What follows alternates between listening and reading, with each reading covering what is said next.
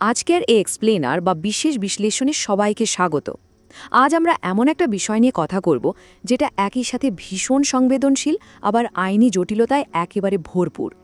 ভারতের শিশু সুরক্ষা আইন আর বয়ঃসন্ধিকালের যে বাস্তব চিত্র, এই দুটোর মাঝে একটা মস্ত বড় সাংবিধানিক দ্বন্দ্ব বা আইনি গিট তৈরি হয়েছে। তো আজ আমরা এই জটিল বিষয়টারই একেবারে গভীরে যাওয়ার চেষ্টা করব। চলুন শুরু করা যাক। আচ্ছা, শুরুতেই এক নজরে দেখে নিই আজ আমরা ঠিক কি নিয়ে আলোচনা করব। প্রথমে থাকছে পক্সো আইনের বেসিক ধারণা, এরপর সম্মতির বয়স, তারপর সেই সাংবিধানিক দ্বন্দ্ব, এর পক্ষে বিপক্ষের নানা যুক্তি, আন্তর্জাতিক রোমিও জুলিয়েট ক্লজ এবং সবশেষে এই সমস্যার একটা সম্ভাব্য মধ্যম পন্থা বা সমাধান। পর্ব ১, পক্সো আইন বোঝা মূল কাঠামো। এই পুরো আইনি প্যারাডক্সটা বোঝার জন্য সবার আগে আমাদের জানতে হবে আইনটা আসলে ঠিক কী উদ্দেশ্যে তৈরি হয়েছিল, রাইট? স্ক্রিনে দেখতে পাচ্ছেন এনআইপিসি-সিডির একটা ট্রেনিং ম্যানুয়াল। ২০১২ সালে ভারত সরকার শিশুদের যৌন নির্যাতন আর শোষণ থেকে বাঁচানোর জন্য এই পক্সো অর্থাৎ protection of children from sexual offences আইনটা পাস করে। এই আইনের সবচেয়ে দারুণ দিকটা কি জানেন? এটা সম্পূর্ণ জেন্ডার নিউট্রাল বা লিঙ্গ নিরপেক্ষ, মানে যে কোনো লিঙ্গের শিশুই এই আইনের ছাতার তলায় সমান সুরক্ষা পাবে। কিন্তু এখানেই একটা ভীষণ ভাবিয়ে তোলার মতো প্রশ্ন চলে আসে যে আইনটা তৈরি হলো একেবারে শিশুদের সুরক্ষার জন্য, সেটাই কি কখনো কখনো নিরীহ কাউকে শাস্তি দেওয়ার হাতিয়ার হয়ে উঠতে পারে? বিশ্বাস করুন, এই প্রশ্নটাই এখন আমাদের বিচার ব্যবস্থায় তৈরি হওয়া আইনি দ্বন্দ্বের একেবারে কেন্দ্রবিন্দুতে রয়েছে। পক্সো আইনের অধীনে শিশু আসলে কে? আইন বলছে ১৮ বছরের কম বয়সী যে কোনো ব্যক্তি শিশু। আর এখানে সবচেয়ে ক্রিটিক্যাল পয়েন্ট হলো আইনটা পুরোপুরি একটা নির্দিষ্ট বয়সের ওপর নির্ভর করে, মানে কারো মানসিক পরিপক্কতা কতটা সেটা এখানে ধর্তব্যের মধ্যেই পড়ে না। সোজা কথায় ১৮ বছরের নিচে বয়স, তার মানেই সে আইনত শিশু। এই আইনটা কতটা শক্তপোক্ত কাঠামো তৈরি করেছে তা এখানে দেখলেই বুঝবেন। এখানে স্পষ্ট করে ৬ ধরনের যৌন অপরাধের কথা বলা হয়েছে। পেনিট্রেটিভ অ্যাসল্ট থেকে শুরু করে যৌন হয়রানি কিংবা পর্নোগ্রাফির কাজে শিশুদের ব্যবহার কোনো ধরনের অস্পষ্টতার জায়গায় রাখা হয়নি। এক কথায় যে কোনো ধরনের যৌন শোষণকেই এর আওতায় কড়াভাবে বাঁধা হয়েছে। পর্ব ২, সম্মতির বয়স একটি কঠোর সীমারেখা। আমাদের আলোচনা এবার একটু অন্যদিকে মন নিচ্ছে। সম্মতির বয়স বা এজ অফ কনসেন্টের ঐতিহাসিক বিবর্তনটা কেমন ছিল আর কিভাবে সেটা আজকের এই কঠোর সীমারেখায় এসে ঠেকল, সেটা জানাটা কিন্তু বেশ জরুরি। একটু পেছনের দিকে তাকালে দেখতে পাবেন ১৮৯১ সালে এই সম্মতির বয়স ছিল মাত্র ১২ বছর। এরপর সময়ের সাথে সাথে এই বয়স ক্রমান্বয়ে বাড়তেই থেকেছে। ২০১৩ সালে ক্রিমিনাল ল অ্যামেন্ডমেন্ট করে এটাকে পক্সো আইনের সাথে মিলিয়ে একেবারে ১৮ বছর করে দেওয়া হয়। আর একদম সম্প্রতি ২০২৩ সালের ভারতীয় ন্যায় সংহিতাতেও স্পষ্ট করে দেওয়া হয়েছে যে ১৮ বছরের নিচের যে কোনো যৌন সম্পর্কই আসলে স্ট্যাটিউটরি রেপ, অর্থাৎ আইন প্রণেতারা সবসময় এই বয়সের সীমারেখাকে কঠোর থেকে কঠোরতর করার দিকেই হেঁটেছেন। আচ্ছা, আমাদের সংসদের অবস্থানটাও কিন্তু এই ক্ষেত্রে একদম পরিষ্কার। ২০১৩ সালে জাস্টিস ভার্মা কমিটি সম্মতির বয়স কমিয়ে ১৬ বছর করার প্রস্তাব দিয়েছিল, কিন্তু সংসদ সেটা সরাসরি বাতিল করে দেয়। এমনকি ২০২৩ সালে ল কমিশনও সতর্ক করে দেয় যে সম্মতির বয়স যদি কমানো হয় তাহলে পোক্সো আইন তার মূল শক্তিটাই হারিয়ে ফেলবে আর পরিণত হবে স্রেফ একটা কাগজে কলমে থাকা আইনে। পর্ব ৩, সাংবিধানিক দ্বন্দ্ব, সুরক্ষা বনাম শাস্তি। তো মূল দ্বন্দ্বটা আসলে কোথায় শুরু হচ্ছে? একদিকে শিশুদের যে কোনো মূল্যে সুরক্ষা নিশ্চিত করার তাগিদ, আর ঠিক অন্যদিকে বয়ঃসন্ধিকালের স্বাভাবিক আবেগ ও সম্পর্কের দৃঢ় বাস্তবতা। এই দুটোর মাঝখানেই তৈরি হয়েছে একটা বিশাল গ্যাপ। এই স্লাইডটার দিকে একটু খেয়াল করুন, এটা সত্যিই একটা অভাবনীয় আইনি বাস্তবতা তুলে ধরছে। পক্সো আইনের অধীনে ১৮ বছরের কম বয়সী কারো সম্মতি বা কনসেন্টের আইনগতভাবে কানাকড়িও মূল্য নেই। এর সোজা মানে হলো ১৬ বা ১৭ বছর বয়সী দুজন কিশোর কিশোরী যদি নিজেদের সম্পূর্ণ সম্মতিতে কোনো রোমান্টিক সম্পর্কে জড়ায়, আইন সেটাকে সরাসরি স্ট্যাটুটরি রেপ বা বিধিবদ্ধ ধর্ষণ হিসেবেই ধরে নেবে। ভাবা যায়? আর এর বাস্তব প্রভাবটা যে কতটা মারাত্মক হতে পারে তা এনফোর্স স্টাডির এই ডেটা থেকেই পরিষ্কার।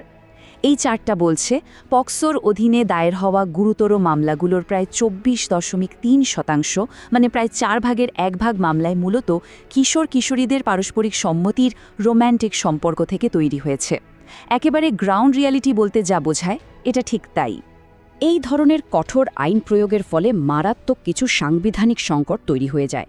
একটু ভেবে দেখুন, একদিকে আমাদের সংবিধানের অনুচ্ছেদ 14 অনুযায়ী 17 বছরের একজন কিশোরকে মারাত্মক অপরাধীর কাতারে ফেলাটা চরম স্বেচ্ছাচারিতা বলে মনে হতে পারে, আবার অন্যদিকে অনুচ্ছেদ 21 বলছে কিশোর বয়সীদের এরকম দীর্ঘদিনের জন্য কারাগারে বন্দি করে রাখাটা তাদের ব্যক্তিগত স্বাধীনতার চরম লঙ্ঘন। সুরক্ষার নামে এটা যেন শাস্তির ফাঁদ। পর্ব 4, পক্ষে ও বিপক্ষের যুক্তি, বড় বিতর্ক। বিষয়টা যেহেতু ভীষণ বিতর্কিত, তাই সম্পূর্ণ নিরপেক্ষ থেকে আমাদের এই আইনি বিতর্কের দুই পক্ষের যুক্তিগুলোকেই সমান গুরুত্ব দিয়ে বিশ্লেষণ করতে হবে। চলুন দেখে নিই। একদিকে রয়েছে শোষণের চরম ঝুঁকি। যারা আইনের পক্ষে তারা বলছেন বয়স কমালে অপরাধীরা এর পুরো সুযোগ নেবে। পরিসংখ্যানেই দেখা যায় যে 50%-এরও বেশি ক্ষেত্রে অপরাধী শিশুর পূর্ব পরিচিত হয়। কিন্তু মুদ্রার উল্টো পিঠে রয়েছে বয়ঃসন্ধিকালের স্বাধীনতার যুক্তি। এখানে বলা হচ্ছে বর্তমান আইন বয়ঃসন্ধিকালের মনস্তাত্ত্বিক বিকাশকে তো স্বীকার করছেই না, উল্টো অনেক ক্ষেত্রে পরিবারের লোকেরাই এই আইনকে নিজেদের অপছন্দের সম্পর্ক ভাঙার একটা মোক্ষম হাতিয়ার হিসেবে ব্যবহার করছে। 39%। এই পরিসংখ্যানটা সত্যিই রীতিমতো চমকে দেওয়ার মতো। ন্যাশনাল ফ্যামিলি হেলথ সার্ভে বা NFHS-4 এর তথ্য বলছে ভারতের প্রায় 39% মেয়ের 18 বছর বয়স পূর্ণ হওয়ার আগেই প্রথম যৌন অভিজ্ঞতা হয়ে থাকে। এই বিশাল পরিসংখ্যানটা আমাদের চোখে আঙুল দিয়ে দেখিয়ে দেয় যে বইয়ের পাতার আইন আর সমাজের বাস্তবতার মধ্যে কতটা যোজন যোজন দূরত্ব তৈরি হয়েছে। পর্ব 5, রোমিও জুলিয়েট ক্লজ, বৈশ্বিক দৃষ্টিকোণ। এবার চলুন একটু জুম আউট করে গ্লোবাল পার্সপেক্টিভ বা বৈশ্বিক দৃষ্টিকোণ থেকে দেখি বিশ্বের অন্যান্য উন্নত গণতান্ত্রিক দেশগুলো ঠিক এই একই আইনি সংকট কিভাবে সামলাচ্ছে। রোমিও জুলিয়েট ক্লজ ব্যাপারটা আসলে কি? এটা হলো মূলত এমন একটা আইনি ছাড় বা এক্সামশন, যার মাধ্যমে কাছাকাছি বয়সী কিশোর কিশোরীদের পারস্পরিক সম্মতির রোমান্টিক সম্পর্কগুলোকে ভয়ঙ্কর ফৌজদারি শাস্তির হাত থেকে রক্ষা করা হয়। এর মূল উদ্দেশ্যই হলো কিশোর বয়সের নিষ্পাপ প্রেমকে কোনো জঘন্য যৌন অপরাধের তকমা থেকে আলাদা রাখা। বিশ্বের অন্যান্য দেশের দিকে একটু তাকালেই ব্যাপারটা আরও খোলসা হবে। যেমন ধরুন, মার্কিন যুক্তরাষ্ট্রের টেক্সাসে দুজনের বয়সের পার্থক্য 3 বছরের কম হলে এই আইনে ছাড় দেওয়া হয়। কানাডায় তো এই পার্থক্য 5 বছর পর্যন্ত হতে পারে, তবে সেটা গ্রেডেড কনসেন্টের মাধ্যমে।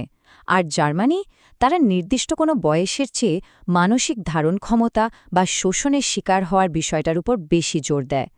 এগুলো তুলনা করলে একটা জিনিস একেবারে জলের মতো পরিষ্কার হয়ে যায়, ভারতের বর্তমান এই কট্টর বয়সভিত্তিক আইনি কাঠামোটা কিন্তু আন্তর্জাতিক বিশ্বের নরমাল কিছু নয়, বরং একটা ব্যতিক্রম। পর্ব 6, মধ্যম পন্থা খোঁজা, দ্বন্দ্বের সমাধান। আমাদের এই এক্সপ্লেনারের একদম শেষ পর্যায়ে এসে এবার দেখা যাক এই যে বিশাল একটা আইনি গোলকধাঁধা, এর থেকে বেরিয়ে আসার সম্ভাব্য সমাধানগুলো আসলে কি কি। এই পরিস্থিতি থেকে উত্তরণের জন্য বেশ দারুণ কিছু বাস্তবসম্মত সমাধানের কথা ভাবা যেতে পারে।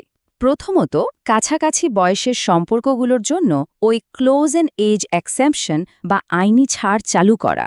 দ্বিতীয়ত, সম্পর্কে আসলেই কোনো জোর জবরদস্তি আছে কিনা সেটা খতিয়ে দেখতে বিচার বিভাগীয় পর্যালোচনার ব্যবস্থা করা। আর তৃতীয়ত, সেক্স এডুকেশন বা যৌন শিক্ষা ও সুস্থ সম্পর্ক নিয়ে সমাজে আরও বেশি করে উন্মুক্ত আলোচনার প্রসার ঘটানো। পক্সো আইনের মূল উদ্দেশ্যকে অক্ষুণ্ণ রেখে কিন্তু এই পদক্ষেপগুলো অনায়াসে নেওয়া যেতে পারে। মজার ব্যাপার হলো খোদ ভারতের সুপ্রিম কোর্টও কিন্তু এই ব্যাপারটা খুব ভালোভাবে অনুধাবন করেছেন। একটি অত্যন্ত গভীর পর্যবেক্ষণে আদালত বলেছেন, কঠোর আইনি কাঠামোর কারণে বয়ঃসন্ধিকালের সত্যিকারের সম্পর্কগুলোকেও অযথাই ফৌজদারি বিচার ব্যবস্থার দিকে টেনে আনা হচ্ছে। এটা যে আইন প্রণেতাদের কাছে এই অনাকাঙ্ক্ষিত ক্ষতির সংশোধনের একটা মস্ত বড় বার্তা, তা আর বলার অপেক্ষা রাখে না। শঙ্কর, আইএএস পার্লামেন্টের বিশ্লেষণ থেকে এটা একেবারে স্পষ্ট যে সত্যিকারের পরিবর্তন যদি আনতেই হয়, তাহলে শুধু খটমটে আইনি কাঠামোর মধ্যে আটকে থাকলে চলবে না। আমাদের একটা শিক্ষিত আর সংবেদনশীল সমাজ গড়ে তোলাও সমানভাবে জরুরি, যেখানে কিশোর কিশোরীরা ভয় না পেয়ে সঠিক দিকনির্দেশনাটা পাবে। আমরা আজকের এই এক্সপ্লেনারের একেবারেই শেষ প্রান্তে চলে এসেছি। বিদায় নেওয়ার আগে একটা খুব গুরুত্বপূর্ণ প্রশ্ন সবার ভাবনার জন্য রেখে যাচ্ছি। কিভাবে আইনকে এমনভাবে রিক্যালিব্রেট বা নতুন করে সাজানো যায় যা দুর্বল শিশুদের শোষণ থেকে একেবারে 100% রক্ষা করবে, কিন্তু একই সাথে বয়ঃসন্ধিকালের ওই স্বাভাবিক আবেগ আর ভালোবাসার বিরুদ্ধে তলোয়ার হয়ে দাঁড়াবে না। এই সূক্ষ্ম ভারসাম্যটা খুঁজে বের করাটাই হয়তো আগামী দিনের সবচেয়ে বড় চ্যালেঞ্জ। আমাদের সাথে থাকার জন্য অনেক অনেক ধন্যবাদ।